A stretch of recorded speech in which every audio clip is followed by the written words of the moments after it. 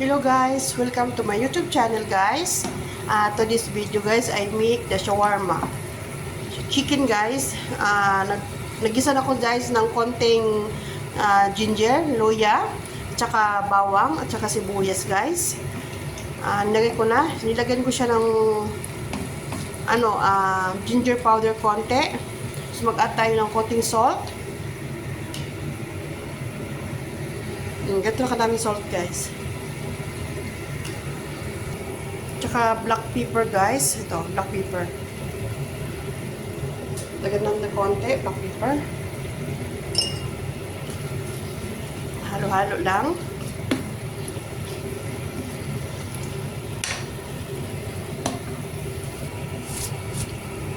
Naglagay ko ng konting curry guys.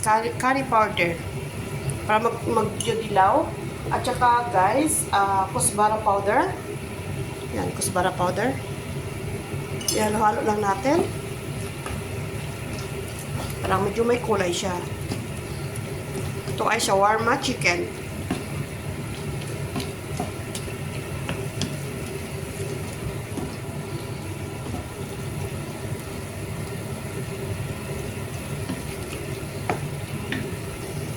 Ito na guys yung shawarma natin. Hayaan natin guys na yung mawala yung tubig guys. Medyo matuyo siya. Kasi babalutin yung mamaya. Pakita ko sa inyo guys kung paano babalutin yung shawarma. Yan. Guys, take note guys. Saglit lang po itong lutuin itong shawarma kasi pag sobrang naman siya, pag sobrang luto naman siya guys, naghihiwalay-hiwalay itong manok. Basta nilagay ko lang ng ingredient guys.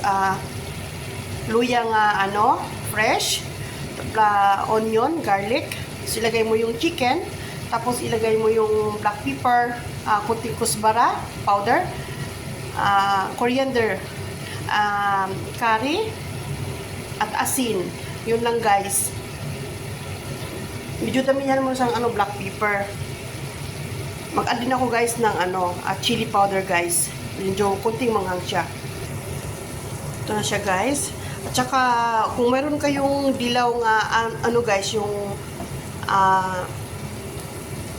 luya nga powder, kung meron kayo, okay yun din yun. Panglagyan yun siya guys. Kasi pag may luya siya guys, mabango. Yan.